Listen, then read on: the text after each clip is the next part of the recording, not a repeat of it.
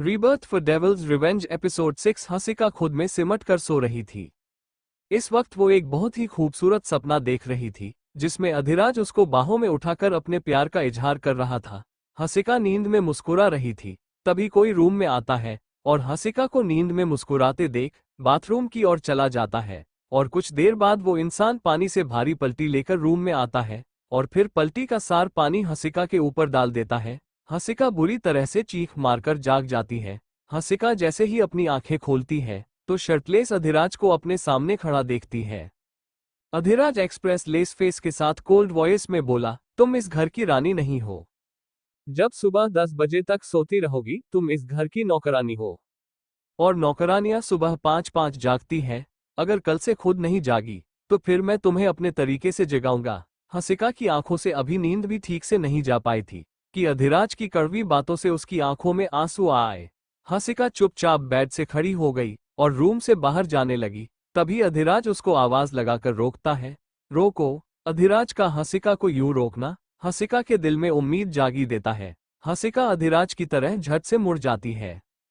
अधिराज हसिका से cold voice में बोला, तुम अब से मेरे रूम में नहीं रहोगी। अधिराज अपनी बात बोलकर बाथरूम में शावर लेने चला जाता है।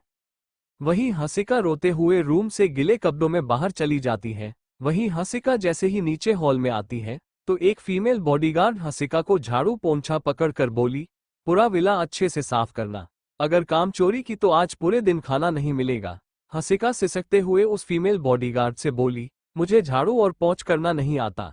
वो फीमेल बॉडीगार्ड हसिका पर हंसते हुए बोली, हाँ तुम्हें ये सब काम कैसे आ सकता है, तुम्हें तो बस मर्दों को खुश करना ही आता है ना। हसिका अपने लिए उस फीमेल बॉडीगार्ड की बात सुनकर चिल्लाकर रोने लगती है। हंसिका रोते हुए बोली, तुम सब बहुत बुरे हो। जब मेरे डैड को पता चलेगा तुमने मेरे साथ क्या किया है तब तुम सबको भगवान भी नहीं बचा सकता। वो फीमेल बॉडीगार्ड मुंह बनाकर बोली, तुम अपने ये नाटक मर्दों के सामने करना, मुझे इनसे फर्क नहीं पड़ता। चलो अब काम करो। हसिका वहां खड़े होकर चिल्ला कर रो रही थी। वहीं दूसरी तरफ रूम में अधिराज शावर लेकर बाथरोब पहनाकर बाथरूम से बाहर आता है और सीधे चेंजिंग रूम में जाता है। तो सबसे पहले अधिराज हसिका के सारे कपड़े एक सूटकेस में भर देता, क्योंकि वो अब हसिका की कोई भी चीज अपने रूम में नहीं चाहता था। अधिराज ब्लैक 3 पीस सूट पहनाकर तैयार हो जाता है क्योंकि उसको आज अपनी कंपनी के ऑफिस में जाना था। अधिराज हसिका के कपड़ों से सेट केस नीचे हॉल में लेकर जैसे ही आता है तो हसिका को मासूम बच्चे की तरह रोते हुए देखता है। अधिराज उस फीमेल बॉडीगार्ड से हसिका के रोने का कारण पूछती है तो वो फीमेल बॉडीगार्ड सिर झुकाकर बोली, सर मैंने इस लड़की को सफाई करने के लिए बोला तो ये मुझे अपने बाप की धमकी देने लगी और फिर खुद ही रोने लगी। उस फीमेल बॉडीगार्ड की बात सुनकर हसिका रोते हुए बोली, तुमने भी तो मुझे कितना गंदा गंदा बोल। अधिराज फीमेल बॉडीगार्ड से कोल्ड वॉइस में बोला, इस सूट केस को स्टोर रूम के पास वाले रूम में रख दो। अब से ये लड़की उसी रूम में रहेंगी। फीमेल बॉडीगार्ड हसिका के कपड़ों का सूटकेस लेकर वहां से चली जाती है। अधिराज हसिका को अपनी गुस्से से लाल आंखों से देखकर कोल्ड वॉइस में बोला, मैंने तुमसे कल ही बोला था, अगर तुमने मेरी हर एक बात नहीं मानी फिर मैं तुम्हारे साथ क्या करूंगा। हसिका अधिराज को अपने लिए इतना कठोर होते देख बोली, आप बहुत बुरे हैं। अधिराज हसिका को इग्नोर करके ऑफिस चल जाता है। हसिका अधिराज को खुद से मुंह मोड़कर जाता देखकर बस खड़ी खड़ी रोती रह जाती है। फीमेल बॉडीगार्ड जब वापस हॉल में आती है तो भी हसिका को झाड़ू और पोंछ पकड़कर यूं ही खड़ा देखती है। फीमेल बॉडीगार्ड हसिका को घूरते हुए अपने मन में बोली, ये तो बड़ी ढीठ है, कोई नहीं इस जैसी पापा की परियों को मुझे ठीक करना आता है। फीमेल बॉडीगार्ड मुंह बनाकर हसिका से बोली, मैं तुम्हें एक बार बात रही हूं, झाड़ू और पोंछा कैसे करते हैं, अगर उसके बाद कोई नाटक किया तो तुम्हारे लिए अच्छा नहीं होगा। फिर वो फीमेल बॉडीगार्ड हसिका को झाड़ू और पोंछा लगना सीखती है और उसके बाद हसिका झाड़ू पोंछा करने लगती है। वही फीमेल बॉडीगार्ड देखती है हसिका के कपड़े गीले हैं और उससे पानी टपक रहा है। फीमेल बॉडीगार्ड अपनी कठोर आवाज में बोली, तुम जाकर पहले कपड़े चेंज करके आ जाओ। हसिका फिर अपने नए रूम में कपड़े चेंज करने चली जाती है। वहीं दूसरी तरफ अधिराज अपने ऑफिस पहुंचता है। सभी एम्प्लॉय अधिराज को देखते ही घबरा जाते हैं। अधिराज अपनी प्राइवेट लिफ्ट से अपने कैबिन में पहुंचता है। अधिराज अपनी चेयर पर बैठकर टेबल पर रखे रिमोट का एक बटन प्रेस करता है। कुछ देर बाद अधिराज के कैबिन का डोर कोई नॉक करता है। अधिराज कोल्ड वॉइस में कॉम बोलता है। अधिराज का पीए गौतम सिर झुकाकर अंदर आता है और अधिराज को ग्रीट करता है। अधिराज मैंने कोल्ड वॉइस में बोला, मुझे मिस्टर सक्सेना वाले प्रोजेक्ट की फाइल अपने टेबल पर चाहिए। अधिराज का पीए धीमी आवाज में बोला, बॉस अभी मिस्टर सक्सेना वाले प्रोजेक्ट की फाइल रीड नहीं हुई है। ये बात सुनकर अधिराज गुस्से में अपने पीए पर दहाड़ते हुए बोला, तुमसे एक काम नहीं होता, बस मुफ्त की सैलरी चाहिए। अधिराज अपना कहीं और का गुस्सा कहीं और ही निकल रहा था। वही अधिराज के भयानक रूप को देखकर गौतम की हालत खराब हो गई थी। वही पूरे दिन अधिराज ने ऑफिस में सभी की अच्छे से क्लास लग कर रखी। दो लोगों को तो नौकरी से भी हाथ दोनों पर था। वही अधिराज रात के 10 बजे फुल नशे में अपने विला पहुंच।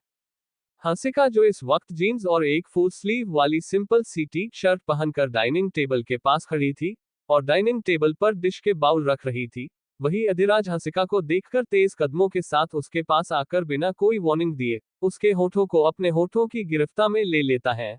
अधिराज जन्मों के प्यासे की तरफ हंसिका के होठों का रस पी रहा था। वही हंसिका जो अब तक हैरान थी, आखिर उसके साथ क्या हुआ। वही अधिराज हंसिका को देखकर तेज कदमों के साथ उसके पास आकर बिना कोई वार्निंग दिए उसके होठों को अपने होठों की गिरफ्त में ले लेता है। अधिराज जन्मों के प्यासे की तरफ हंसिका के होठों का रस पी रहा था। वही हंसिका जो अब तक हैरान थी, आखिर उसके साथ क्या हुआ। जब अधिराज वाइल्ड होकर हंसिका के होठों पर बाइट करता है तो हंसिका अपने संज में आती है और अधिराज को खुद से दूर धकेलने लगती है और ये बात अधिराज को चुभ जाती है और वो हंसिका पर अपने हक जताते हुए उसकी टी शर्ट के अंदर अपना लेफ्ट हैंड ले जाकर उसके उभर पर अपना कब्जा जमा लेता है। अधिराज की इस हरकत से हंसिका की आंखें बंद हो जाती है। हंसिका की आंखों से आंसू निकलने लगते हैं। आखिर ये आदमी उसके साथ करना क्या चाहता है। तभी हंसिका के दिमाग में अधिराज के वो चुभने वाले शब्द घूमने लगे। हंसिका को अधिराज पर गुस्सा आ जाता है और वो अधिराज की पीठ में अपने नुकीले नाखून चुभने लगती है, पर अधिराज को इससे कोई फर्क नहीं पड़ता। वो बस हंसिका पर भूखे शेर की तरह झपटा हुआ था। वही 30 मिनट के लंबी किस के बाद अधिराज जैसे ही हंसिका के होठों से दूर होता है, हंसिका धम करके फर्श पर बैठ जाती है। इस वक्त हंसिका का सिर चक्कर रहा था, सांसें लेने में बहुत तकलीफ हो रही थी। हंसिका गहरी गहरी सांसें ले रही थी। वही अधिराज हंसिका की तरफ देखता है। हंसिका फर्श पर बैठकर अपनी सांसें संभाल रही थी। अधिराज अपनी सांसें संभालकर कोल्ड वॉइस में बोला, हंसिका ठाकुर ये नाटक किसी और को दिखना। मुझे पता है तुमने मेरी किस बहुत एंजॉय की है, अब फटाफट खड़ी होकर मुझे डिनर सर्व करो। हंसिका गुस्से में फर्श से खड़ी होकर अधिराज से बोली, आप और कितना नीचे गिरेंगे। अधिराज हंसिका की नाजुक कलाई पकड़कर एक झटके से खींच लेता है। हंसिका लड़खड़ाते हुए अधिराज की गोद में जाकर बैठ जाती है। अधिराज हंसिका की कमर पर अपनी पकड़ कसकर उसके कान में बड़ी ही खतरनाक आवाज में बोला, हंसिका ठाकुर तुम सोच भी नहीं सकती मैं कितना नीचे गिर सकता हूँ, तो अपना ये मुंह बंद करो और डिनर सर्व करो। हंसिका अधिराज की इन सब बातों को सुनकर पल पल अंदर से टूट रही थी। उससे खुद पर ही गुस्सा आ रहा था, कैसे वो इस इंसान को अपने परिवार से भी ज्यादा चाहने लगी थी। हंसिका अधिराज की गोद से उठा जाती है। अधिराज हंसिका की आंखों में आंसू देखकर बड़ी खुश होता है और अपने मन में बोला, ठाकुर तूने मेरी जिंदगी में जो आंसू लिखे थे ना, वो मैंने तेरी बेटी की आंखों में भर दिए।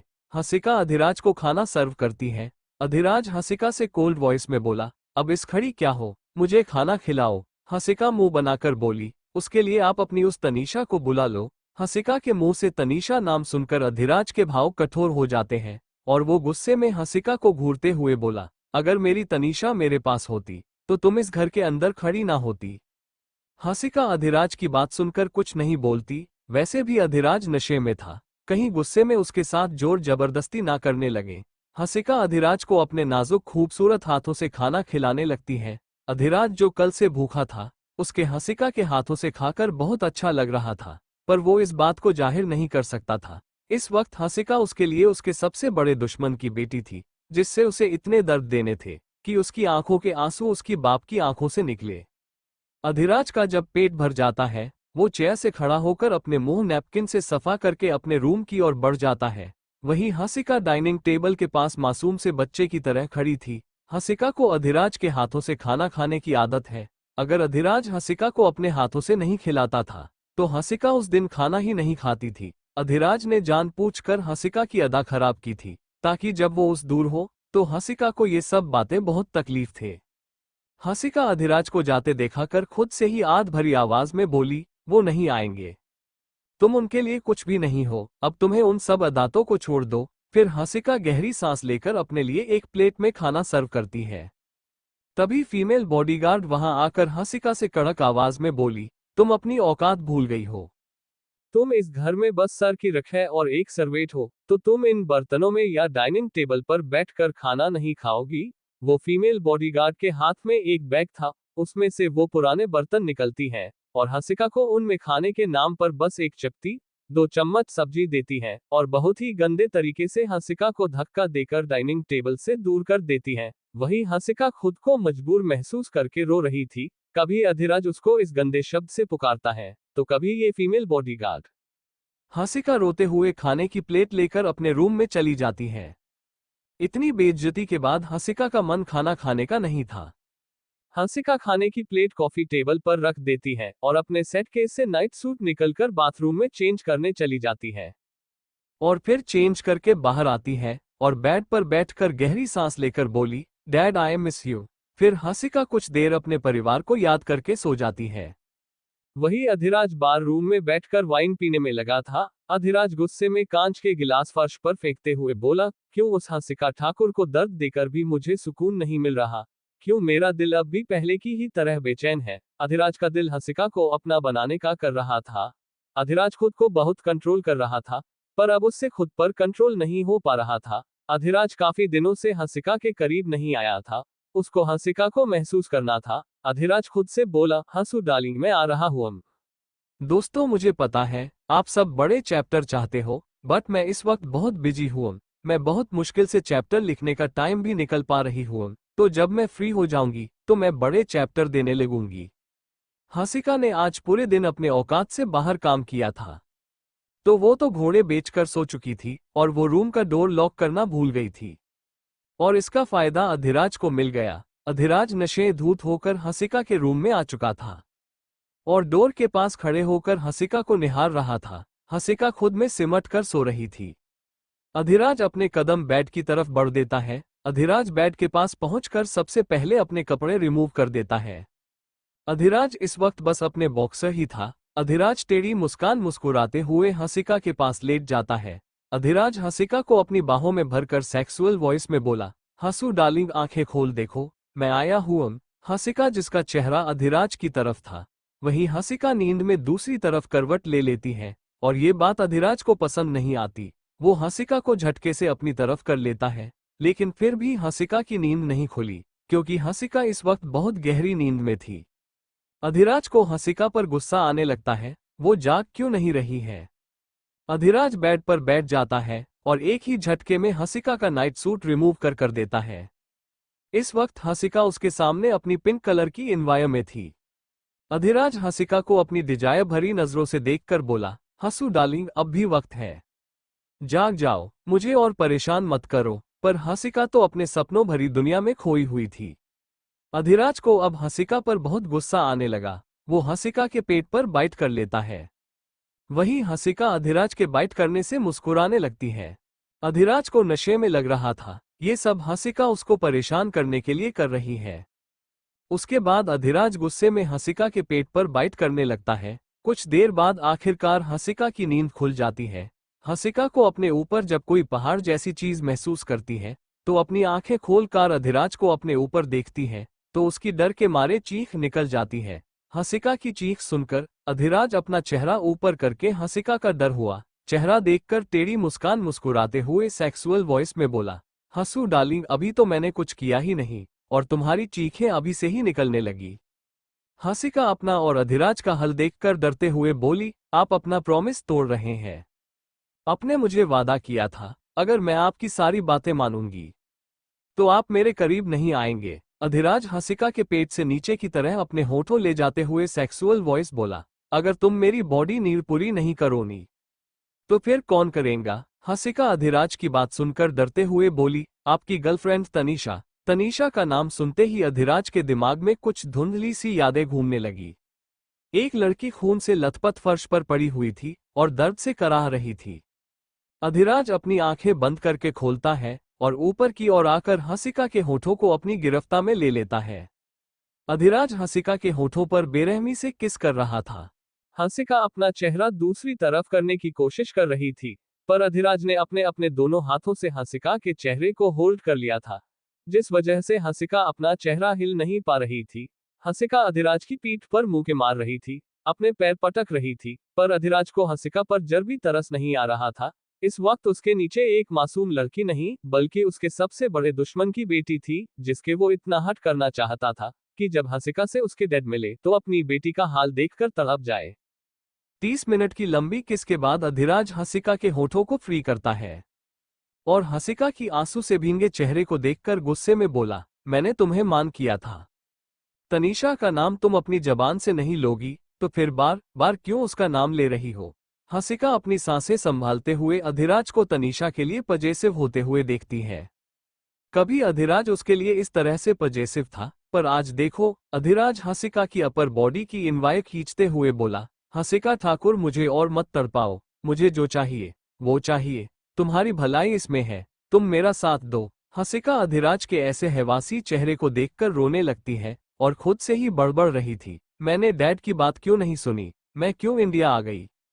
अधिराज हंसिका के मासूम चेहरे को देखकर पिघल गया और वो हंसिका को उसी हल में अपनी बाहों में भरकर लेट जाता है और हंसिका से गुस्से में बोला, आज तुमने डिनर नहीं किया, बस इसलिए छोड़ रहा हूं, वरना तुम मुझे अच्छे से जानती हो। फिर अधिराज हंसिका पीठ सहलाते हुए बोला, अब सो जाओ। हंसिका झट से अपनी आंखें बंद कर लेती है और अधिराज भी हंसिका को बाहों में भरकर सो जाता है। वही एक हफ्ता गुजर गया था। हंसिका रोज सुबह 5 बजे जागकर विला की सफाई में लग जाती थी और पूरे दिन विला की सफाई में ही लगी रहती और रात को अधिराज के लिए डिनर बनाती थी। और अधिराज भी रोज बिना ब्रेकफास्ट करे ऑफिस चला जाता था। वो रात को नशे में धूत होकर ही विला आता था और हंसिका के हाथों से खाना खाकर हंसिका के साथ ही सोता था। वही वो फीमेल बॉडीगार्ड हंसिका को परेशान करने का कोई मौका अपने हाथ से नहीं जाने देती थी। उसकी वजह से ही हंसिका ठीक से खाना भी नहीं खा पाती थी। इन सब में एक हफ्ता बीत गया था और इस एक हफ्ते में हंसिका ने अधिराज की चुंगल से बचकर भागने का प्लान बना लिया था, क्योंकि अब वो ये सब और नहीं सहा सकती थी। रोज की तरह हंसिका विला की सफाई कर रही थी, तभी अधिराज सीढ़ियों से नीचे आते हुए हंसिका जो हॉल में झाड़ू पोंछा कर रही थी उससे अपनी कोल्ड वॉइस में बोला, मेरी पुलिस जीप जाकर सफा करो। हंसिका हाँ में सिर हिलाती है और अधिराज की पुलिस जीप को सफा करने बाहर की ओर आती है। हंसिका चोरों और नजरें घूमकर देखती है, विला में सिक्योरिटी किस हिसाब से है। जब हंसिका सिक्योरिटी के इंतजाम पर ध्यान देती है तो उसकी आंखें फटी फटी रह जाती हैं। पूरे विला को हथियार लेस बॉडीगार्ड ने खेल कर रखा था और वो सब शार्प शूटर थे। हंसिका का तो सिक्योरिटी के इंतजाम देखकर दिल ही बैठ गया था, अब वो इन सब बॉडीगार्ड को चकमा देकर कैसे भागेगी। हंसिका कपड़े से अधिराज की पुलिस जीप को सफा करने लगती है। वही सुबह के 7 बजे का वक्त था तो विला के बाहर काफी ठंड थी। हंसिका ठंड से कांपते हुए अधिराज की पुलिस जीप को सफा कर रही थी। तभी वही फीमेल बॉडीगार्ड हंसिका को परेशान करने वहां आ जाती है। वो हंसिका को ठंड से कांपते देखकर हंसते हुए बोली, सच में तू तो बहुत बेचारी है। दूसरे आदमी तो अपनी घरवाली हो या बाहर वाली, उनको बहुत प्यार से रखते हैं, उनकी हर जरूरत को पूरा करते हैं, और एक तू है, रोज रात सर तुझे अपने नीचे कुचलते भी है और सुबह तुझसे घर का सार काम भी करते हैं, फिर भी तेरी हालत घर के कुत्ते से भी बदतर है। और फिर वो फीमेल बॉडीगार्ड हंसिका पर हंसने लगती है। उस फीमेल बॉडीगार्ड की कड़वी बातों को सुनकर हंसिका को बुरी तरह से गुस्सा आ जाता है। माना हंसिका उस फीमेल बॉडीगार्ड के सामने पीदी थी, पर वो फिर भी उस फीमेल बॉडीगार्ड पर झपट पड़ती है और उसके बाल खींचते हुए चिल्लाते हुए बोली, एक बार मेरे डैड को पता चलने दो, उसके बाद वो तुम्हारा और तुम्हारे सर का हल ऐसा बनाएंगे कि तुम आईने में अपनी शक्ल नहीं देख पाओगे। वो फीमेल बॉडीगार्ड हंसिका को टच भी नहीं सकती क्योंकि अधिराज का ऑर्डर था। हंसिका गुस्से में बुरी तरह से चीखते चिल्लाते उस फीमेल बॉडीगार्ड के बाल खींच रही थी। वही अधिराज जो फोन पर बात करते हुए आ रहा था, जब वो हंसिका को उस फीमेल बॉडीगार्ड के बाल खींचते हुए देखता है तो तेज कदमों के साथ हंसिका के पास आता है और उसको उस फीमेल बॉडीगार्ड से दूर करता है। इस वक्त हंसिका के दिमाग ने काम करना बंद कर दिया था। वो अधिराज को धक्का देकर मैन गेट की तरफ भागती है और गेट पर पहुंचकर वहां खड़े बॉडीगार्ड से बोली, तुम ये गेट खोल दो, मैं अपने डैड से तुम्हें बहुत सारे पैसा दिलवाऊंगी। सब अपनी जगह पर खड़े थे और हंसिका को ही देख रहे थे। हंसिका मेन गेट पर लगे ताले को देखकर वहां मौजूद बॉडीगार्ड से चीप मांगने लगती है। वही अधिराज अपनी गुस्से से लाल आंखों से हंसिका को ही देख रहा था। वही जब हंसिका को लगा उसकी बात वहां मौजूद कोई नहीं सुन रहा, तो आखिर रास्ता उसको बस एक ही नजर आया। वो गेट पर चढ़ने की कोशिश करने लगती है। तभी अधिराज हंसिका के पास आकर उसका हाथ पकड़कर अपनी तरफ खींचाकर गुस्से में दांत भींचकर बोला, तुम्हारे ये बंदर वाले करतब करने से तुम मेरे चुंगल से निकल नहीं सकती। हंसिका अधिराज की गुस्से से लाल आंखों में देखकर कर अचानक ही रोने लगती है। हंसिका का पूरा चेहरा लाल पड़ हुआ था, उसके पैर सेक कर रहे थे। हंसिका अधिराज से रोते हुए बोली, मुझे छोड़ दो, मुझे मेरे मोम डैड के पास जाने दो। अधिराज हंसिका को खींचते हुए विला को अंदर लेकर आता है और एक झटके में हंसिका को छोड़ देता है। हंसिका सीधे काउच पर जाकर गिरती है। हंसिका बच्चों की तरह रो रही थी। अब अधिराज के साथ रहने से उसका दम घुटने लगा था। जिस घर में वो महारानी की तरह रहती थी, आज उसी घर में वो नौकरों से भी बदतर जिंदगी जी रही थी। सुबह और दोपहर तो उसको खाना नहीं मिलता था और रात को भी बहुत कम ही खाना मिलता था। उस फीमेल बॉडीगार्ड को पता नहीं क्यों हंसिका को परेशान करने में मजा आता था। अधिराज गुस्से में दांत बींचकर हंसिका से बोला, यहाँ कोई तुम्हारे बाप का नौकर नहीं है जो तुम्हारे ये नाटक सहे। तुमने उस फीमेल बॉडीगार्ड के साथ हाथापाई क्यों की? अगर अगली बार तुमने मेरे स्टाफ पर हाथ उठाया तो वो तुम्हारी खैर नहीं। अब जाकर वापस विला की सफाई करो। हंसिका अचानक ही अधिराज से चिल्लाते हुए बोली, आपने ही उस फीमेल बॉडीगार्ड को मुझे वो सब गंदी बातें बोलने को बोल था ना? आप खुद भी वही सब गंदी बातें मुझे बोलते हो और उस फीमेल बॉडीगार्ड से भी बुलवाते हो। हंसिका को लगा था शायद अधिराज उस फीमेल बॉडीगार्ड को बुलाकर डांटे कि उसने हंसिका को उल्टा सीधा क्यों बोला, पर अधिराज ने हंसिका की उम्मीद से पार किया। अधिराज हंसिका को अपनी सर्द निगाहों से घूरते हुए बोला, उसने वही बोला जो सच है, तो अब अपना काम करो।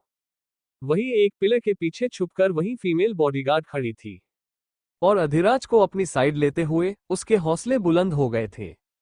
वो खुद से इविल स्माइल करते हुए बोली, नीली आंखों वाली चुड़ैल, अब तू देख मैं कैसे तुझे बिना मारे भी अपने शब्दों से मारती हूँ। तूने मेरे ऊपर हाथ उठाकर अच्छा नहीं किया। वही अधिराज हंसिका को राते हुए छोड़कर डीसीपी ऑफिस के लिए अपनी पुलिस जीप में बैठकर निकल जाता है। वही पीछे से हंसिका पर वो फीमेल बॉडीगार्ड अपनी बातों के तीर लेकर चढ़ जाती है। हंसिका रोते हुए विला की सफाई कर रही थी और हंसिका को दुखी देखकर उस फीमेल बॉडीगार्ड को बहुत मजा आ रहा था। अधिराज अपने अपने कैबिन में बैठ था। इस वक्त अधिराज अपने फोन पर अपनी और तनीषा के बर्थडे पार्टी की वीडियो देख रहा था। अधिराज उस वीडियो को देखकर हल्का हल्का मुस्कुरा रहा था। वीडियो में तनीषा अधिराज का हाथ पकड़ केक काट रही थी और उसके चेहरे पर एक अनमोल मुस्कुराहट थी। अधिराज अचानक ही दर्द भरी मुस्कान मुस्कुराते हुए बोला, तनीषा, तुमने तो मुझसे वादा किया था हम एक साथ जाएंगे और एक साथ मारेंगे, फिर क्यों तुम मोहब्बत के सफर की शुरुआत में ही साथ छोड़कर चली गई? तुम्हें पता है तुम्हारे बिना मैं एक पत्थर दिल जानवर बन चुका हूँ, प्लीज वापस आ जाओ। अधिराज अपने दिल के अंदर बसे दर्द को, जो वो किसके सामने बयां नहीं करता था, वो बयां कर रहा था। तभी कोई उसके कैबिन पर नोक करता है। अधिराज वीडियो को बंद करके कोल्ड वॉइस में बोला, कॉम इन। एक कांस्टेबल खाने का बड़ा सा टिफिन लेकर अधिराज के कैबिन में आकर सिर झुकाकर बोला, सर आपके पापा ने आपके लिए लंच भिजवाया है। अधिराज कोल्ड वॉइस में बोला, इसको तुम सब कर लो, मेरे लिए कैंटीन से लंच लेकर आ जाओ। कांस्टेबल जी सर बोलकर चला जाता है।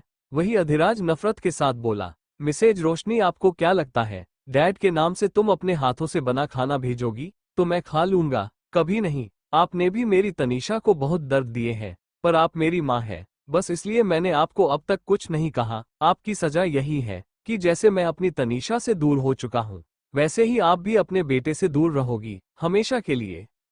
वही 10 मिनट बाद कांस्टेबल अधिराज के लिए कैंटीन से लंच लेकर आ जाता है और अधिराज वही खाता है। अधिराज एक केस की फाइल रीड कर रहा था कि उसका फोन बजने लगता है। अधिराज जब फोन टेबल से उठाता है तो अपने घर के लैंडलाइन नंबर को शो होते हुए देखता है।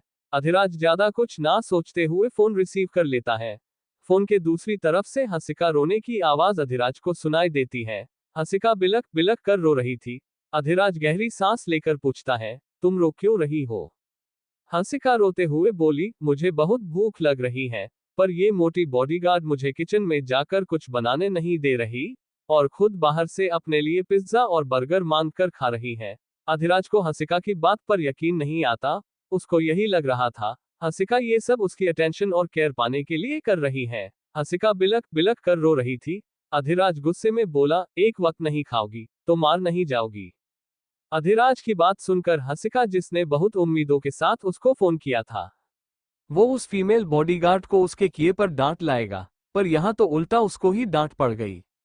हंसिका फोन डिस्कनेक्ट कर देती है और वो फीमेल बॉडीगार्ड पिज्जा के स्लाइस का बाइट लेते हुए हंसिका के उतरे हुए चेहरे को देखकर बोली, क्या हुआ, मिल गया चैन? तुम्हें क्या लगता है अधिराज सर अपने दुश्मन की बेटी की बात सुनेंगे? कभी नहीं। तुम अगर भूख से मर भी गई तो भी सर को फर्क नहीं पड़ेगा। अब भागो यहाँ से। हंसिका रोते हुए अपने रूम में चली जाती है और अपने बेड पर बैठकर रोने लगती है और सोचती है, क्या अधिराज के दिल में उसके लिए इंसानियत तक भी नहीं है क्या? हंसिका को अभी यही लग रहा था, अधिराज एक लड़कीबाज आदमी है। पहले उसने उससे झूठी शादी करके उसका फायदा उठाया और अब वो तनीषा के पीछे लग गया है और इसलिए वो उसके साथ ये सब कर रहा है। वहीं हंसिका का पेट गड़गड़ करके खाना मांगने लगता है। हंसिका गुस्से में अपने पेट पर पंच मारकर रोते हुए बोली, तुम्हारी वजह से उस शैतान अधिराज से मेरी बेइज्जती हो गई, अब भी तुझे चैन नहीं आया? चुप। हंसिका पेट के बल बेड पर लेटकर रोने लगती है। हंसिका का पेट लगातार गड़गड़ करके खाना मांग रहा था। हंसिका ने एक हफ्ते से ठीक से खाना नहीं खाया था। वही हंसिका रोते रोते सो चुकी थी। वही 1 घंटे बाद अधिराज की पुलिस जीप विला में एंटर करती है। अधिराज 2 पेपर बैग अपने हाथ में लेकर अपनी पुलिस जीप से उतरता है और वो जैसे ही विला के अंदर आता है तो उसकी नाक में पिज्जा की खुशबू चढ़ जाती है। अधिराज डाइनिंग टेबल की ओर देखता है, वहां पिज्जा बॉक्स रखे थे। फीमेल बॉडीगार्ड इस वक्त किचन के पास वाले रूम में खाकर आराम कर रही थी। उसको पता था इस वक्त अधिराज कभी विला नहीं आता, तो वो जो चाहे हंसिका के साथ कर ले, अधिराज को पता नहीं चलेगा। अधिराज फिलहाल अपने कदम हंसिका के रूम की तरफ बढ़ देता है। अधिराज हंसिका के रूम का डोर जैसे ही खोलता है तो वो हंसिका के पेटू पेट को गड़गड़ कर खाना मांगते देखता है। अधिराज हंसिका के रूम में आकर पहले अपने साथ लाया खाना कॉफी टेबल पर लगा देता है और हंसिका के पास जाकर उसके कंधे पर टप करते हुए बोला, हंसिका जागो। हंसिका अधिराज की आवाज सुनकर जैसे ही करवट लेती है तो उसका तौप उसके पेट के ऊपर से हट जाता है। अधिराज की नजर हंसिका के पेट पर जाती है। हंसिका ने गुस्से में अपने पेट पर जो पंच मार था वहां पर रेट हो गया था।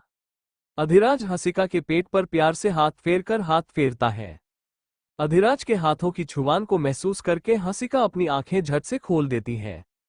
हंसिका अधिराज को अपने पेट पर हाथ घूमते हुए देखती है तो हंसिका घबराते हुए अधिराज से बोली, आप क्या कर रहे हैं?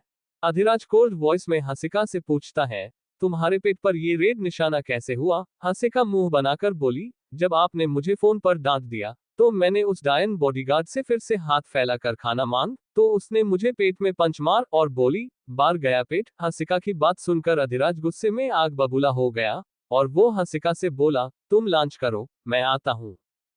फिर अधिराज हॉल में आकर गुस्से में दहाड़ते हुए उस फीमेल बॉडीगार्ड को बुलाता है। वो फीमेल बॉडीगार्ड जो सो रही थी हड़बड़ाकर जाग जाती है और भागते हुए हॉल में आती है और अधिराज को देखकर बुरी तरह से घबरा जाती है। अधिराज अपनी गुस्से से लाल आंखों से उस फीमेल बॉडीगार्ड को ही घूर रहा था।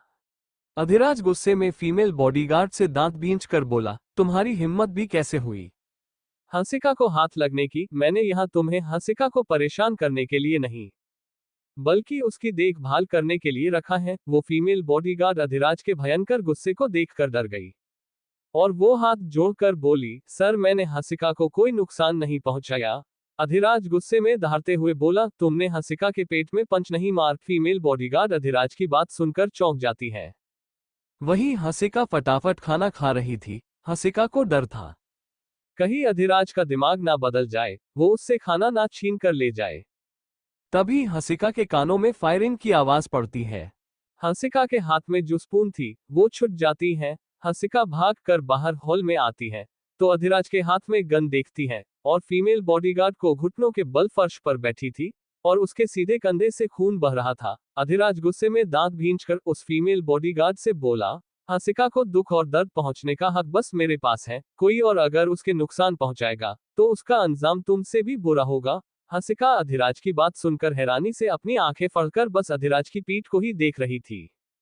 हंसिका को यकीन ही नहीं हो रहा था, अधिराज ने उसके झूठ को सच मान लिया। और जब उसने सच बोला था तब तो इस आदमी ने यकीन नहीं किया था। तभी हॉस्पिटल के दिमाग में अधिराज के चंगुल से भागने का एक आइडिया आता है। हंसिका अचानक ही अधिराज को पीछे से हक करके रोते हुए बोली, अधिराज ही मुझे पेट में बहुत दर्द हो रहा है। अधिराज इस वक्त जो बहुत गुस्से में था, वो कोल्ड वॉइस में बोला, मुझे बहुत अच्छे से मालूम है तुम्हें कितना पेट में दर्द हो रहा है। फिर अधिराज हंसिका की नाजुक कलाई पकड़कर उसको आगे लेकर आता है और कोल्ड वॉइस में बोला, मौके का फायदा उठाने की कोशिश मत करो, वरना तुम्हारे भी पेट में एक गोली मार दूंगा, साथ दर्द एक बार में खत्म हो जाएगा। फिर अधिराज हंसिका का हाथ पकड़कर उसे उसके रूम में लेकर पहुंचता है और हंसिका को बेड पर धक्का देकर गुस्से में बोला, मेरे सामने चालाक बनाने की कोशिश की तो खैर नहीं। हंसिका कुछ नहीं बोलती है और ब्लैंकेट ओढ़कर सो जाती है। अधिराज हंसिका को एक नजर देखकर उसके रूम से बाहर चला जाता है।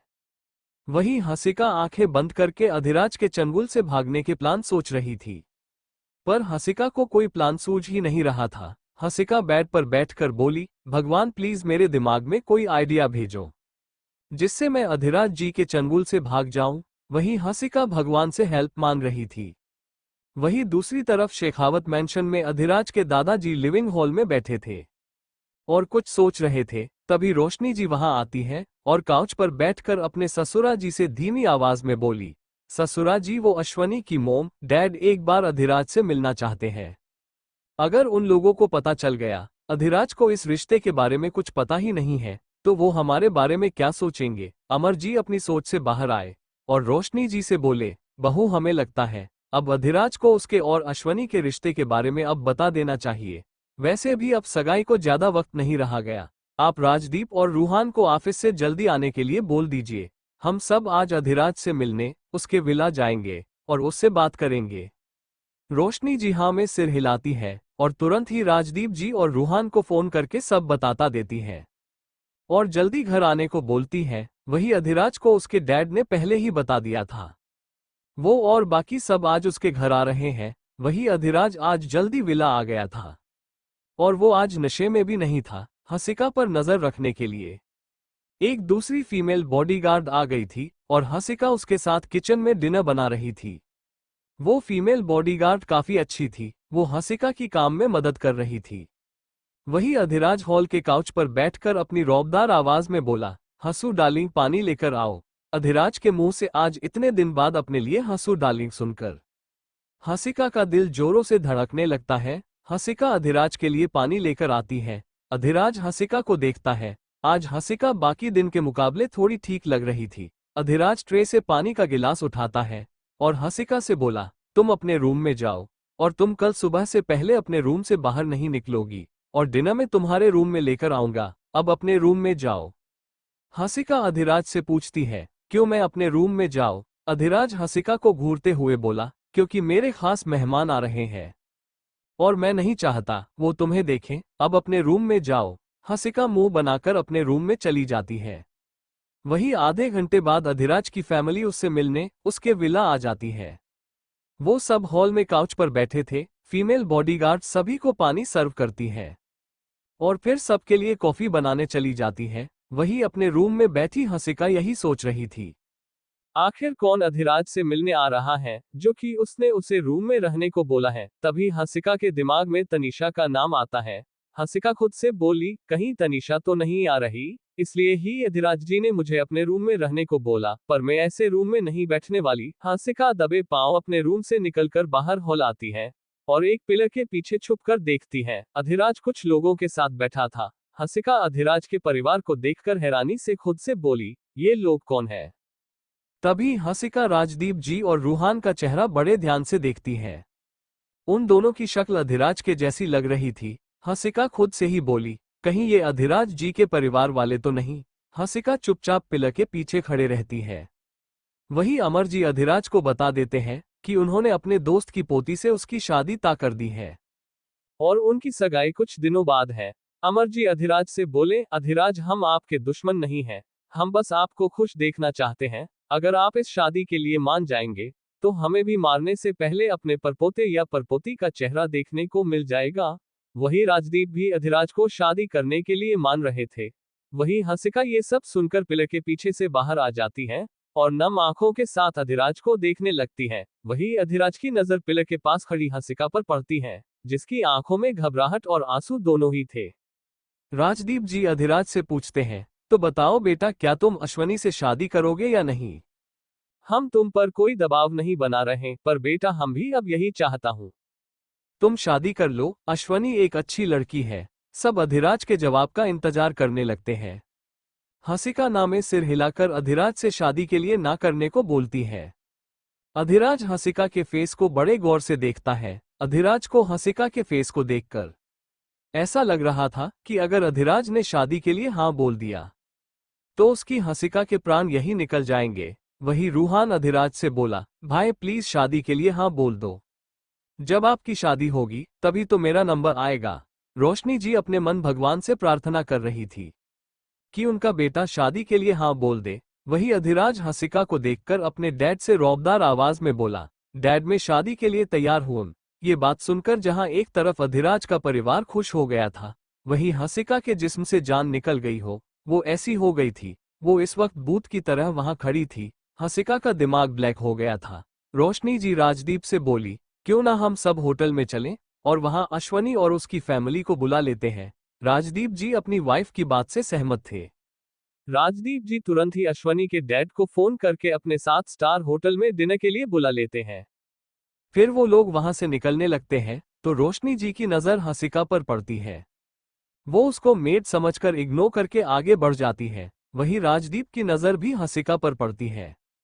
तो उन्हें पता था उनका बेटा लोगों की मदद करता है और बेघर लोगों को अपने घर में भी रख लेता है, तो वो हंसिका को मुसीबत का मार समझते हैं और वो भी आगे बढ़ जाते हैं। वही अधिराज के दादाजी की नजर जैसे ही हंसिका पर पड़ती है, वो रूहान से बोले, तुम अपने भाई को समझा देना, अब वो लोगों को मदद के नाम पर अपने घर में रखना बंद कर दे। अगर शादी के बाद भी ये लड़का रही सब करेगा तो अश्वनी के कैसा लगेगा? उसके घर में कोई प्राइवेसी नहीं है। उसका पति मुंह उठाकर किसको भी घर में लेकर आ जाता है। रूहान हंसिका को देखकर बोला, दादू आपको तो भगवान का शुक्र मान भाई शादी के लिए मान गए। अगर आप उसकी लाइफ में ज्यादा इंटरफेयर करोगे तो कहीं वो शादी के लिए मान ना कर दे, आप चलो। वही अधिराज हंसिका को भूत की तरह खड़ा देखकर अपने मन में बोला, देवेश ठाकुर देख, तेरी बेटी का मैंने क्या हाल कर दिया। ये तो बस शुरुआत है। अधिराज जान पूछकर हंसिका को देखकर स्माइल करते हुए अपनी फैमिली के साथ घर से निकल जाता है और वो सब अपनी अपनी कार में बैठकर निकल जाते हैं। वही रूहान और उसके दादाजी एक कार में थे। रूहान हंसिका का चेहरा सोचकर अपने मन में बोला, उस नीली आंखों वाली लड़की को मैंने पहले भी कहीं देखा है, पर कहाँ कुछ याद नहीं आ रहा। रूहान हंसिका के बारे में सोच ही रहा था कि उसके दादू अपनी रौबदार आवाज बोले, रूहान आपको भी हमारी पसंद से करनी पड़ेगी। रूहान अपने दादू की बात सुनकर बोला, दादू यार आप तो मेरी बस शादी करवा दो। आप अगर पागल खाने से भागी हुई लड़की से भी शादी करवा दोगे मुझे तो भी कोई तकलीफ नहीं है। आमजी रूहान के गाल पर हाथ रखकर बोले, शैतान। वही अधिराज रात 12 बजे विला लौटता है तो हंसिका को अब भी उसी जगह भूत की तरह उन्हीं एक्सप्रेस में खड़ा देखता है। अधिराज तेज कदमों के साथ हंसिका के पास आकर उसके गाल थपथपाते हुए बोला, हंसिका। अधिराज काफी देर तक हंसिका के गाल थपथपाते हुए हंसिका को होश में लाने की कोशिश करता है। काफी कोशिश करने के बाद हंसिका अपने सेंस में आती है और अपनी आंसू भरी आंखों से अधिराज को देखकर उससे दूर होकर चुपचाप अपने रूम में चली जाती है। हंसिका के हिसाब से अब कुछ कहने को बाकी ही नहीं था। उस समझ आ चुका था अधिराज एक लड़कीबाज आदमी है जो अपनी हवास को मिटने के लिए लड़कियों को अपने प्यार में फंसता है। पहले वो उसका शिकार बनानी, फिर तनीषा और ये जनाब शादी अपने परिवार की पसंद की लड़की से कर रहा है। हंसिका अपने रूम में आकर डोर को अच्छे से लॉक करती है ताकि अधिराज उसके रूम में ना आ सके। वही अधिराज को लगा था हंसिका उसके सामने रोएगी, अपने प्यार की भीख मांगी और उसके ऊपर अपना हक जताएंगी, पर हंसिका ने तो उसकी सोच से उल्टा कर दिया। हंसिका ने उससे कोई सवाल नहीं किया। इस बात पर अधिराज को बहुत गुस्सा आता है और वो बार रूम में चला जाता है और रेड वाइन बोलत से ही पीने लगता है। अधिराज नशे धूत होकर सीधे हंसिका के रूम के डोर पर आकर नोक करने लगता है। हंसिका जो सोने की कोशिश कर रही थी, अधिराज के डोर नोक करने से परेशान होकर चिल्लाते हुए बोली, मेरे रूम के डोर की जगह उस लड़की के रूम का डोर नोक कीजिए, जिसके साथ आपने शादी के लिए हाँ बोल दी है। अधिराज हंसिका की बात से उसकी जालिसी महसूस करके टेढ़ी मुस्कान मुस्कुराते हुए बोला, उसके साथ तो बाद में जो करना है करूंगा, पर फिलहाल तुम्हारे साथ बहुत कुछ करना है। हंसिका गुस्से में बेड से उठकर रूम के डोर पर आकर अंदर से गुस्से में बोली, आप चुपचाप चले जाओ, अब आप मेरा फायदा नहीं उठा पाओगे। अधिराज गुस्से में दांत बींचकर बोला, हंसू डार्लिंग चुपचाप डोर खोल दो, मुझे तुम्हें प्यार करना है, तुम्हें महसूस करना है। हंसिका को समझ ही नहीं आ रहा था, ये अधिराज किस मिट्टी का बना है, इसको अपने किए का जर सा भी पछतावा नहीं है। हंसिका अपने आप से बोली, हंसिका इस शराबी हैवासी आदमी के मुंह लगने का कोई फायदा नहीं है। फिर हंसिका बेड पर आकर ब्लैंकेट ओढ़कर सोने की कोशिश करने लगती है, पर अधिराज कहाँ हंसिका को सोने देने वाला था। अधिराज हंसिका के रूम के डोर को लगातार नोक कर रहा था। जब अधिराज को महसूस होता है हंसिका डोर नहीं खोलने वाली, तो अधिराज खुद से बोला, हंसिका ठाकुर तुम बहुत ज्यादा उड़ रही हो, कोई बात नहीं, मैं तुमसे प्रॉमिस करता हूँ, तुम खुद कल रात तक मेरे करीब आओगी, मुझे प्यार करोगी। अधिराज अपनी बात बोलकर लड़खड़ाते हुए अपने रूम में चला जाता है और जाकर रो जाता है। वही अगली सुबह आसमान में सूरज चमक रहा था, चिड़िया चहचहा रही थी। आज संडे का दिन था, अधिराज की आज छुट्टी थी। वो आराम से सो रहा था। कल रात वो पूरी 5 बोतल रेड वाइन की पीट कर सोया था, तो आज उसको जागने में देर होने वाली थी। वही हंसिका जो सुबह 5 बजे ठंड में कांपते हुए गार्डन की सफाई कर रही थी, ठंड से उसका चेहरा पूरा लाल पड़ गया था। वहीं हंसिका गार्डन सफा करके जब 1 घंटे बाद विला के अंदर आती है, तो नई फीमेल बॉडीगार्ड हंसिका को अपने साथ किचन में लेकर आती है और किचन में 2 चेयर वाला डाइनिंग टेबल रखा था। वो फीमेल बॉडीगार्ड हंसिका को चेयर पर बैठकर पहले एक सोल ओढ़ती है, उसके बाद वो हंसिका के सामने कप भरकर गर्म गर्म कॉफी रखी है और उसके बाद वो 2 पराठे हंसिका के सामने रखकर बोली, मैम आपको मैंने कल बोला था ना, आप रोज पहले पेट भरकर ब्रेकफास्ट करोगी, फिर ही कम करोगी, और आप बिना कोई गर्म कपड़े पहने हुए गार्डन में सफाई क्यों कर रही थी? सुबह सुबह यहाँ बहुत ठंड होती है। हंसिका फीमेल बॉडीगार्ड को अपनी इतनी केयर करते देखकर भावुक होकर बोली, आप बहुत अच्छी हो। फीमेल बॉडीगार्ड हंसिका के गाल पर प्यार से हाथ रखकर बोली, अच्छा अब बातें मत बनाओ, चुपचाप ब्रेकफास्ट करो। हंसिका ने सोच लिया था, वो अधिराज जैसे घटिया आदमी के लिए अब एक आंसू नहीं बहाएगी और मौका मिलते ही यहाँ से भाग जाएंगी। हंसिका कॉफी पीते हुए उस फीमेल बॉडीगार्ड से उसका नाम पूछती है, तो वो फीमेल बॉडीगार्ड अपना नाम बताती है, मेरा नाम डेजी है। हंसिका फीमेल बॉडीगार्ड का नाम सुनकर खुश होते हुए बोली, आपको पता है, बचपन में मेरी जो नैनी थी उसका नाम भी डेजी था। हंसिका नई फीमेल बॉडीगार्ड के साथ बातें करते हुए ब्रेकफास्ट करके एक बार फिर से अपने काम पर लग जाती है। वही अधिराज 10 बजे लिविंग हॉल में आता है। हंसिका अभी वहां झाड़ू पोंछा कर रही थी। अधिराज हंसिका को ध्यान से देखता है। हंसिका इस वक्त अपने नाइट सूट में थी।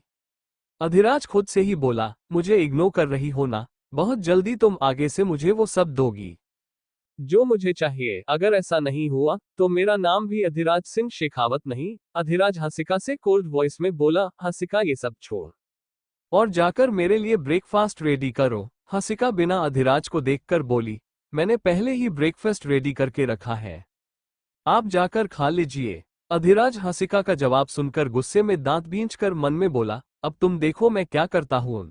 अधिराज अश्वनी को मैसेज करके अपने विला बुला लेता है। वही अश्वनी 1 घंटे बाद अधिराज के विला आ जाती है। वही हंसिका जो लिविंग हॉल में ही डस्टिंग कर रही थी, वो एक लड़की को हॉट अंदाज में साड़ी पहने देखती है। वो लड़की कैटवॉक करते हुए अंदर आती है। अधिराज उस लड़की को देखकर काउच से खड़ा होकर अपनी बाहें फैलाकर रोमांटिक अंदाज में बोला, अश्विनी बेबी कॉम। अश्विनी अधिराज के पास आ जाती है। अधिराज हंसिका को देखते हुए अश्विनी को अपनी बाहों में भरकर उसके गाल पर किस करके बोला, अश्विनी बेबी कैसी हो? अश्विनी अधिराज की बात सुनकर शर्माते हुए बोली, आपकी बाहों में आकर अब मैं ठीक हूँ। अधिराज डेविल स्माइल करते हुए अश्विनी को अपनी बाहों में उठाकर हंसिका से बोला, हम दोनों का ब्रेकफास्ट मेरे रूम में लेकर आ जाओ। फिर अधिराज अश्विनी को अपनी बाहों में उठाकर अपने रूम में ले जाता है। वहीं हंसिका जो ये सब ढेरी निगाहों से देख रही थी, हसिका ये सब देखकर खुद में कुछ टूट हुआ महसूस कर रही थी। पर हसिका खुद की हिम्मत को इकट्ठा करके बोली, हसिका तुझे कोई फर्क नहीं पड़ना चाहिए इस आदमी को किसी और लड़की के साथ देखकर, वैसे भी ये तेरा है ही कौन। फिर हसिका कुछ आधे घंटे बाद जब ब्रेकफास्ट की ट्रॉली लेकर अधिराज के रूम के बाहर पहुंचती है, तो हसिका को रूम में से सिसकियों की आवाज सुनाई देती है। सिसकियों की आवाज सुनकर हसिका की आंखों में आंसू आ जाते हैं और उसका दिल घबराहट से जोर से धड़कने लगता है। हसिका के हाथ पैर कांपने लगते हैं। हसिका से जब बर्दाश्त नहीं होता तो वो रोते हुए ट्रॉली वही छोड़कर भाग जाती है। वही अधिराज जो अपने रूम के साइड वाले रूम में छुपा कर ये सब देख रहा था, वो डेविल स्माइल करता है। वही अधिराज के रूम में अश्विनी बैठकर एक हॉलीवुड रोमांटिक मूवी देख रही थी और उस मूवी में ही रोमांटिक सीन चल रहा था। वहीं हसिका अपने रूम में आकर बेड पर पेट के बल लेटकर रोने लगती है। उसको यही लग रहा था अधिराज अश्विनी के साथ फिजिकल हो रहा है।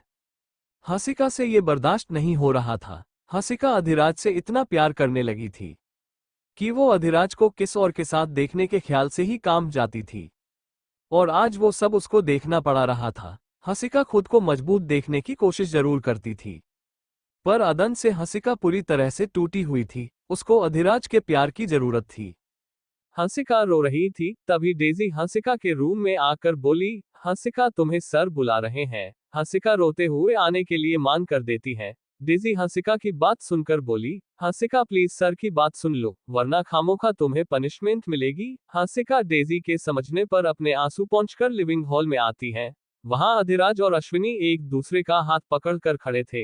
हंसिका का मन तो कर रहा था वो अश्विनी का हाथ तोड़कर अगल कर दे, पर वो ऐसा कर नहीं सकती थी। अधिराज हंसिका से कोल्ड वॉइस में बोला, हम सगाई की शॉपिंग के लिए जा रहा, तुम भी अश्विनी बेबी का ख्याल रखने के लिए हमारे साथ चलोगी। फिर अधिराज अश्विनी को लेकर निकल जाता है।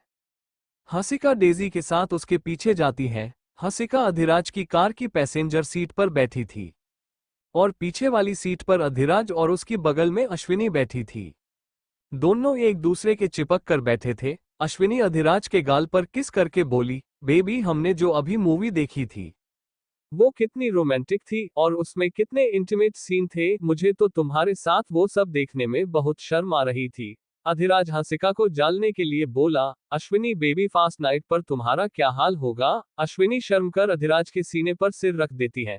वही हंसिका जिसको फ्रंट मिरर में से पीछे क्या चल रहा है सब दिख रहा था। अधिराज ने ड्राइवर से बोलकर पहले ही फ्रंट मिरर को इस तरह सेट करवा दिया था कि जैसे हंसिका जब पैसेंजर सीट पर बैठे तो उसको पीछे की सीट पर क्या चल रहा है सब नजर आए। हंसिका को इस वक्त गुस्सा तो बहुत आ रहा था, पर यह जान वो उसको थोड़ी राहत मिली कि वो आवाज टीवी से आ रही थी। अधिराज और अश्विनी के बीच कुछ नहीं हुआ। वो लोग सगाई की शॉपिंग के लिए शहर के सबसे बड़े मॉल में जा रहे थे। ये मॉल अधिराज का ही था। पूरे रास्ते अधिराज हंसिका का खून फूंकने के लिए अश्विनी के साथ फ्लर्ट करते हुए आया था। अधिराज और अश्विनी अपनी सगाई की अंगूठी खरीदने के लिए मॉल की ज्वेलरी शॉप में आ पहुंचे थे। वो दोनों काउच पर बैठे थे और शॉप का मालिक खुद अधिराज और अश्विनी को रिंग देख रहा था। वहीं हंसिका उसके पीछे खड़ी थी। उसके अपने सीने में ये सब देखकर दर्द हो रहा था। एक वक्त था जब अधिराज उसके पीछे पागलों की तरह पड़ था और आज उसको दूध में से मक्खी की तरह निकल कर फेंक दिया था। हंसिका की आंखें नम थी। उससे अश्विनी का अधिराज के करीब इना बर्दाश्त नहीं हो रहा था, पर वो कुछ नहीं कर सकती थी। वो बस अपने पति को किसी दूसरी लड़की के साथ अपनी सगाई की अंगूठी शॉपिंग करते देख रही थी। हंसिका ने तो उस झूठी शादी को सच मानकर हुए दिल से अपनाया था, पर उसके साथ धोखा हो गया। अधिराज जब देखता है हंसिका कोई रिएक्ट नहीं कर रही, तो अधिराज वो करता है जिसके बाद शायद हंसिका पूरी तरह से टूट जाएगी। वो लोग अंगूठी की शॉपिंग करके वुमन क्लॉथ एरिया में जाते हैं। अधिराज अश्विनी को लेकर सीधे इनरवियर के सेक्शन में पहुंच जाता है। हंसिका भी उसके पीछे ही थी। अधिराज और अश्विनी काउच पर बैठ जाते हैं। अधिराज अश्विनी को गौर से देखा कर सल्स गर्ल से रौबदार आवाज में बोला, रेड कलर की नेट वाली ब्रा और पैंटी दिखाएं। और फिर अधिराज अश्विनी के साइज का अंदाज लगाकर सल्स गर्ल को बताता है। अश्विनी हैरानी से अधिराज को देखती है और शर्माते हुए अधिराज के कान में बोली, बेबी तुम्हें मेरा साइज कैसे पता चला। अधिराज अश्विनी के पास खड़ी हंसिका को देखकर डेविल स्माइल करते हुए बोला, तुम मेरी होने वाली वाइफ हो, तुम्हारे बारे में मुझे सब कुछ पता है। हंसिका बस हैरानी से अधिराज को देख रही थी। सेल्स गर्ल अधिराज को बहुत सारी नेट वाली ब्रा और पैंटी की सेट दिखती है। वहां मौजूद सभी सेल्स गर्ल अश्विनी से जालिस हो रही थी। अधिराज जैसा हैंडसम आदमी जो उसको मिला है। अधिराज हंसिका का खून फूंकते हुए अश्विनी के लिए सबसे सेक्सी ब्रा और पैंटी का सेट चुनता है और फिर अश्विनी से सेक्सुअल वॉइस में बोला, मुझे अभी तुम्हें इसमें देखना है। अश्विनी के गाल शर्म से लाल हो गए और हंसिका का चेहरा सफेद पड़ गया। अधिराज जैसे ही अश्विनी का हाथ पकड़कर चेंजिंग रूम की तरफ लेकर जाने लगता है। हंसिका अपने मन में बोली, मैं ये अनर्थ नहीं होने दे सकती, मुझे कुछ तो करना होगा। हंसिका कुछ देर सोचती है। अधिराज जैसे ही अश्विनी का हाथ पकड़कर चेंजिंग रूम के गेट पर पहुंचता है तो हंसिका चिल्ला चिल्ला कर रोने लगती है। वही अधिराज टेढ़ी मुस्कान मुस्कुराते हुए पीछे मुड़कर देखता है। अधिराज अपने मन में बोला, मुझे पता था तुम मुझे कुछ भी करके रोकोगी जरूर। हंसिका चिल्ला चिल्ला कर रही थी। अधिराज और अश्विनी के पास आती है। अश्विनी मुंह बनाकर हंसिका से पूछती है, तुम्हें क्या हुआ है? हंसिका रोते हुए बोली, मेरे पेट में बहुत तेज दर्द हो रहा है, मुझे घर जाना है। अश्विनी गुस्से में दांत बींच कर बोली, गेट आउट। हंसिका अश्विनी की बात सुनकर रोते हुए बोली, मैं अकेले कैसे जाऊं? अश्विनी जो हंसिका से चिढ़ गई थी। हंसिका ने उसका सेक्सी मोमेंट बर्बाद कर दिया। अश्विनी हंसिका से गुस्से में बोली, तो तुम्हारे साथ क्या अधिराज जाएगा?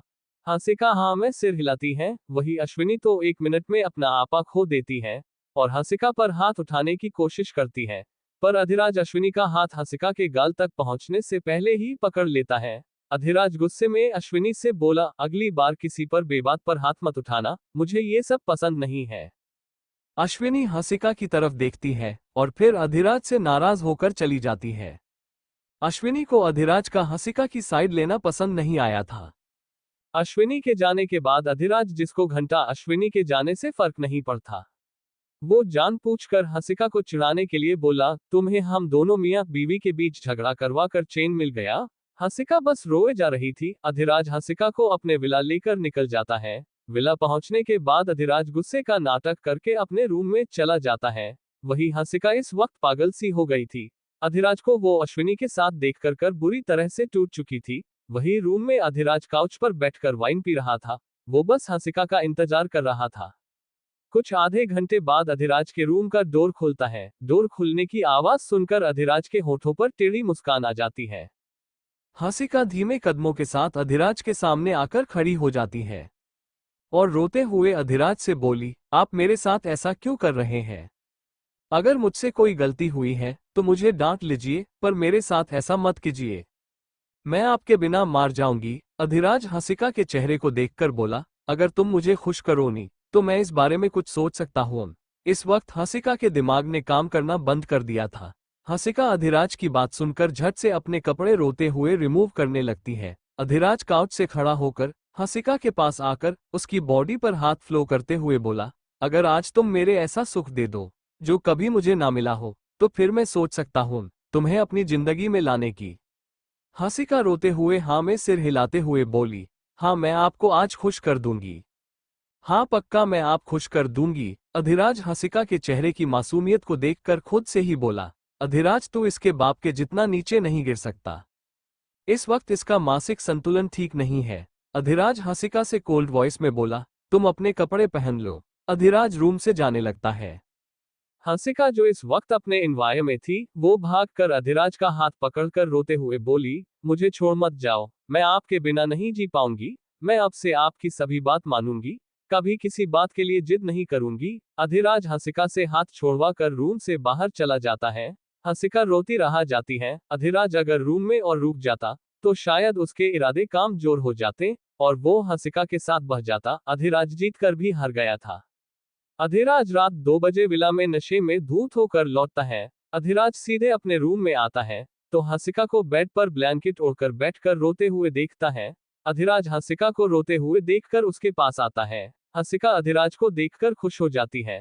अधिराज हंसिका के सामने बेड पर बैठ जाता है और हंसिका की आंखों की चमक देखकर हंसते हुए बोला, ये मोहब्बत भी बड़ी अजीब है, तुम्हें जहां मुझसे नफरत करनी चाहिए थी वही तुम तो अपनी सेल्फ रिस्पेक्ट दरकिनारे करके मेरा बस्तर गर्म करने के लिए बैठी हो। अधिराज की कड़वी बात सुनकर हंसिका को एहसास होता है वो वाकई क्या करने आई थी। हंसिका रोते हुए अपने रूम में भाग जाती है। वही अधिराज हंसिका को जाते देखकर बोला, जैसे तुम्हारे बाप ने मुझसे दुश्मन का बदला मेरी तानिश से लिया, उसी तरह से तुम्हारे बाप का बदला मैं तुमसे लूंगा। वही अगली सुबह अधिराज अपनी पुलिस यूनिफॉर्म पहने कर नीचे आता है। अधिराज का चेहरा एक्सप्रेस लास था। अधिराज जैसे ही हॉल में आता है तो हंसिका को पौंचा मारते हुए देखता है। अधिराज जब हंसिका के चेहरे को देखता है तो हंसिका के चेहरे पर उसके दिल का दर्द साफ दिखाई दे रहा था। अधिराज हंसिका के पास आकर कोल्ड वॉइस में बोला, लंच लेकर डीसीपी ऑफिस आ जाना। हंसिका अधिराज की बात सुनकर मुंह बनाकर बोली, मैं आपके लिए लंच लेकर क्यों आए? आप अपनी होने वाली वाइफ से बोलिए। अधिराज हंसिका का एटीट्यूड देखकर बोला, रस्सी जाल गई बाल नहीं गया। जितना कहा है उतना करना, वरना रात को तुम्हारी खैर नहीं। हंसिका पौंचा फेंक कर गुस्से में बोली, आप मुझे ज्यादा दिन रोक नहीं पाओगे। जब मेरे डैड को पता चलेगा मैं यहाँ हूँ तो वो मुझे लेने जरूर आएंगे और आपने जो मेरे साथ किया है आपको उसकी सजा देंगे। आपने कल जान पूछकर मेरे साथ वो सब किया था ना मिस्टर अधिराज? हाँ, मैं कल आपके लिए बहुत तड़प रही थी, आपको अपना प्यार देखना चाहती थी, पर एक वाइफ के हक के साथ। और आपने जो मेरा मजाक बनाया है ना, मुझे हमेशा याद रहेगा। वैसे आपने ही कहा था मुझे आपसे नफरत करनी चाहिए। अधिराज गुस्से में दांत भींच कर बोला, हंसिका ठाकुर, मुझे कमीना आदमी बने पर मजबूर मत करो। हंसिका अधिराज की बात सुनकर हंसते हुए बोली, मिस्टर अधिराज, अगर आप दुबई में होते तो आपको मैं बताती हंसिका ठाकुर के साथ धोखा करने का क्या अंजाम होता है। अधिराज हंसिका की बात सुनकर गुस्से में उसके होठों पर झपट पड़ता है। वही रूहान जो गेट पर खड़ा था वो अधिराज को हंसिका को एग्रेसिव होकर किस करते देखता है। रूहान की तो आंखें ही फट गई थी। उसको तो अपनी आंखों पर यकीन ही नहीं हो रहा था कि उसका भाई तानिश के अलावा किसी और लड़की को किस कर रहा है। अधिराज 30 मिनट लंबी किस के बाद हंसिका को फ्री करता है। वही हंसिका अधिराज के छोड़ते ही फर्श पर धम करके बैठ जाती है। अधिराज गुस्से में हंसिका से बोला, हंसिका ठाकुर, तुम बस इंतजार करो, कैसे मैं तुम ठाकुरों का बैंड बाजता हूँ। हंसिका फर्श पर बैठकर अपनी सांसें संभाल रही थी। उसकी आंखों से बेतहाशा आंसू बहा रहे थे। अधिराज गुस्से में विला से चला जाता है। वही रूहान पिलर के पीछे छुप जाता है। अधिराज के जाने के बाद वो हंसिका के पास कर बोला, हंसिका। रूहान की आवाज सुनकर हंसिका अपना चेहरा ऊपर करके रूहान को देखती है। वही रूहान हंसिका के सूजे हुए होठों को देखता है। फिर रूहान हंसिका को फर्श से उठकर काउच पर बैठता है और हंसिका की बगल में बैठकर एक्सप्रेस लास फेस के साथ पूछता है, हंसिका, तुम यहाँ इंडिया में मेरे भाई के साथ क्या कर रही हो? हंसिका रूहान की बात सुनकर पूछती है, तुम कौन हो और मुझे कैसे जानते हो? रूहान हंसिका के आंसू पोंछते हुए बोला, हंसिका, मैं डेविल 666। रूहान की बात सुनकर हंसिका उसको हैरानी से देखने लगती है। रूहान अपना फोन निकलता है और उसमें फेसबुक ऐप खोलता है और हंसिका को अपनी फेसबुक आईडी देखता है। हंसिका रूहान की फेसबुक आईडी देखकर रोते हुए बोली, तुम डेविल 666 हो? रूहान हाँ में सिर हिलाता है। हंसिका झट से रूहान के गले लग जाती है और फटफट कर रोने लगती है। रूहान हंसिका की पीठ सहलाते हुए बोला, हंसिका प्लीज चुप हो जाओ, तुम इंडिया में मेरे बड़े भाई के साथ क्या कर रही हो? Tell me. हंसिका और रूहान फेसबुक फ्रेंड थे। दोनों 1 साल से फेसबुक पर चैटिंग कर रहे थे। जब से हंसिका इंडिया आई थी उसने रूहान यानी डेविल 666 से चैटिंग करनी बंद कर दी थी। हंसिका जब रूहान के मुंह से अधिराज के लिए बड़ा भाई सुनती है तो वो हैरान रह जाती है। रूहान लगातार हंसिका से पूछ रहा था आखिर वो इंडिया में उसके भाई के साथ क्या कर रही है। हंसिका रूहान को एक थप्पड़ जड़कर काउच से खड़ी होकर चिल्लाते हुए बोली, तुम क्या जानना चाहते हो? डेविल 666 की कैसे तुम्हारे भाई ने मेरा फायदा उठाने के लिए मुझसे झूठी शादी की और अब जब उसका मन मुझसे भर गया है तो उन्होंने मुझे अपनी मिस्ट्रेस और नौकरानी बना दिया है। मुझे अपने घर में कैद करके रखा है। हंसिका अधिराज के बारे में कुछ कुछ बोल रही थी। वही रूहान काउच से खड़ा होकर गुस्से में दांत भींचकर बोला, हंसिका, तुम्हें पता भी है तुम किसके बारे में ये सब बोल रही हो? अधिराज सिंह शेखावत। मेरे भाई किसी लड़की के साथ इतना गलत कभी नहीं कर सकते। अगर ये बात तुम पूरी मुंबई में भी किस से भी बोलोगी तो वो भी तुम्हारी बात पर यकीन नहीं करेंगे। हंसिका रोते हुए बोली, मैं सच बोल रही हूँ। रूहान ने अधिराज को हंसिका को किस करते हुए देखा है और जितना वो अपने भाई को जानता है तानिश के अलावा उसने कभी किसी लड़की को देखना भी पसंद नहीं किया। और आज उसका भाई एक लड़की के होठों पर ऐसे टूट जैसे कोई भूखा शेर अपने शिकार पर टूटता है। रूहान ने 1 साल हंसिका से फेसबुक पर चैटिंग की थी तो हंसिका बात करने से उसको हमेशा ही एक अच्छी लड़की महसूस देती थी। रूहान कुछ सोचकर बोला, तुम तो इंडिया में अपनी किसी सहेली की शादी अटेंड करने आई थी।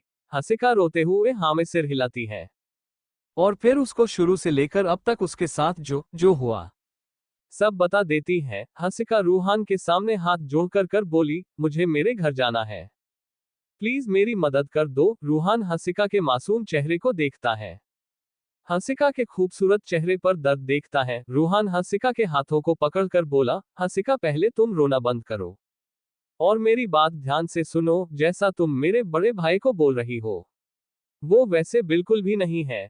हंसिका अपने कदम पीछे लेते हुए बोली, तो तुम मेरी मदद नहीं करोगे? रूहान हंसिका नीली आंखों में आंसू देखकर बोला, अच्छा ठीक है, मैं तुम्हें तुम्हारे घर भेज दूंगा। तुम मुझे अपनी डिटेल बताओ ताकि मैं तुम्हारा पासपोर्ट बनवा सकूं।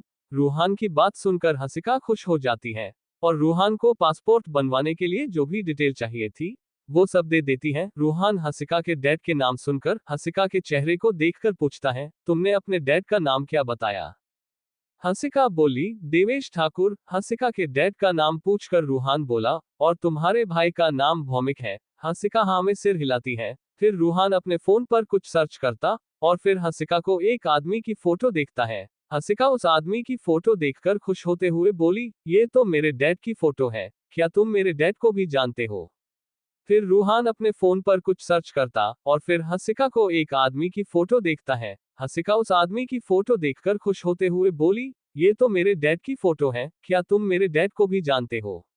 रूहान हंसिका की बात सुनकर उसके बाल अपनी मुट्ठी में भरकर गुस्से में दांत भींच कर बोला, तेरे बाप ने मेरे भाई के साथ जो किया है ना, उसके बाद भी मेरे भाई ने तुम्हारे साथ बहुत इंसानियत दिखाई है, वरना अगर मैं अपने भाई की जगह होता तो तुम्हारा वो हाल करता कि तुम खुद को आईने में देखने से डरती।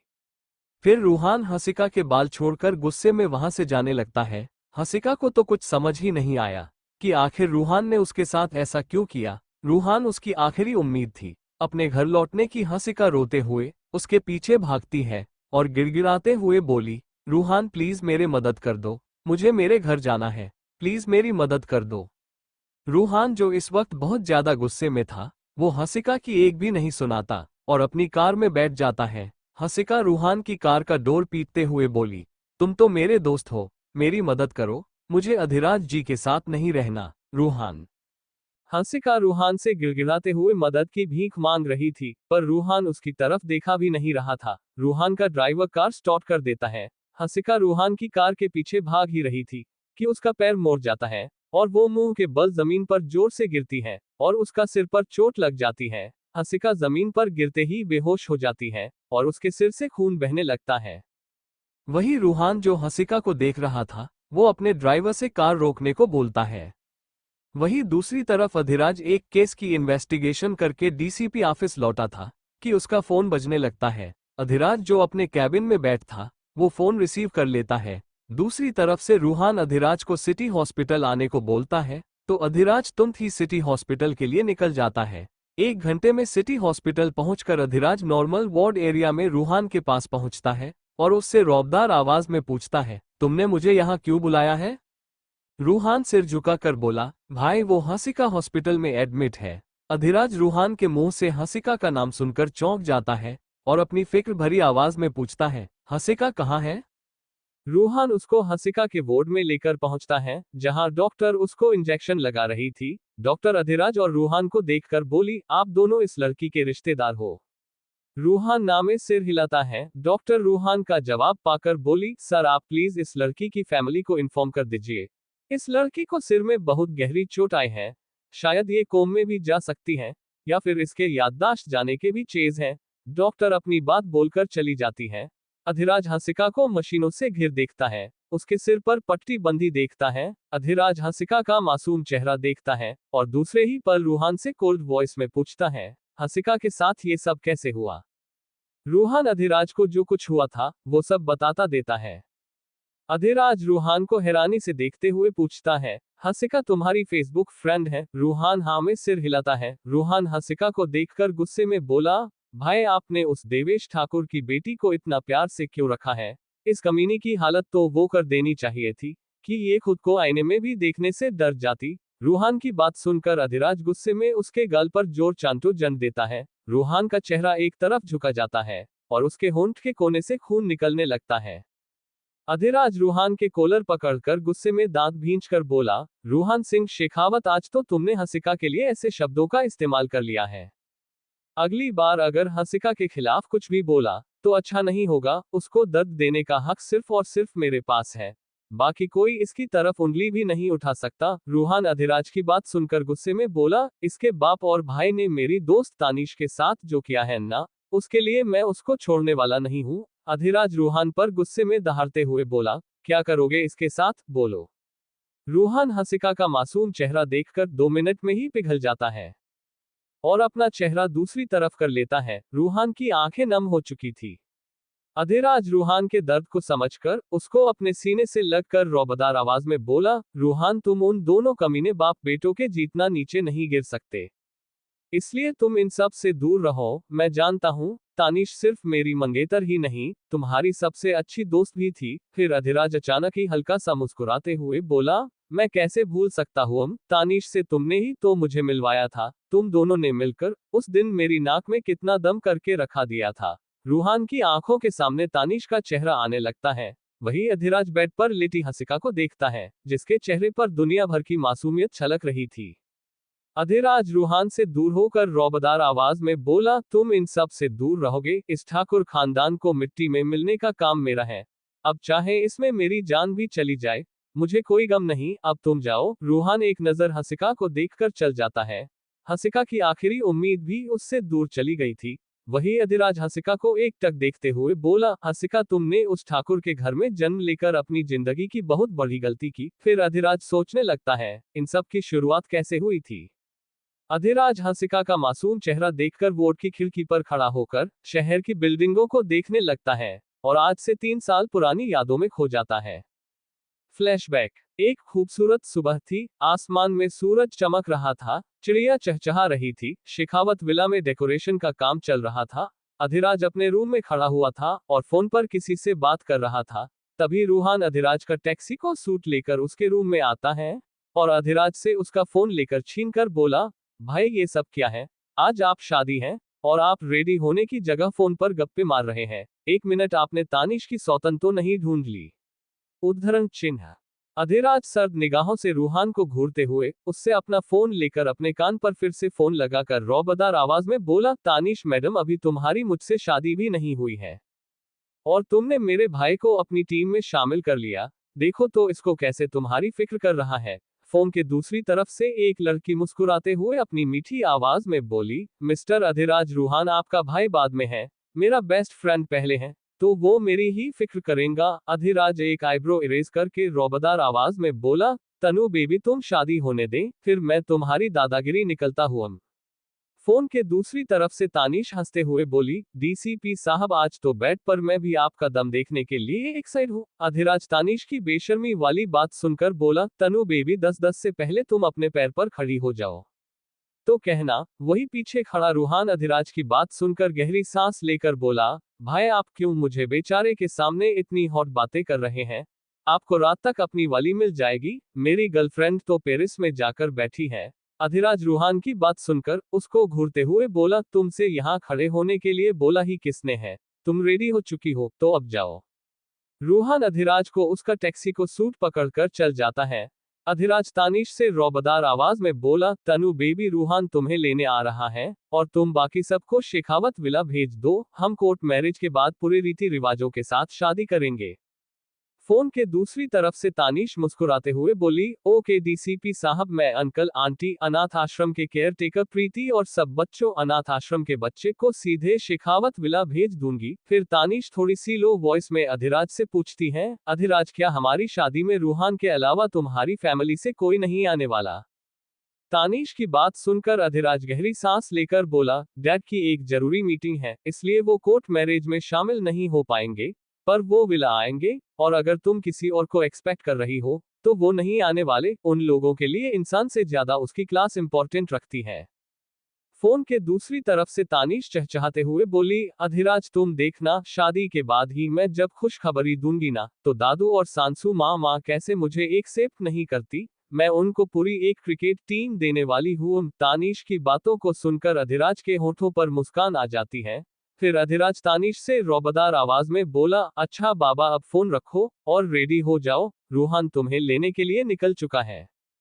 तानिश अधिराज को फोन पर किस देकर फोन डिस्कनेक्ट कर देती है। अधिराज मुस्कुराते हुए खुद से बोला, ये लड़की भी ना पागल है। फिर अधिराज रेडी होने चला जाता है। वहीं दूसरी तरफ रूहान तानिश के अनाथ आश्रम पहुंच जाता है।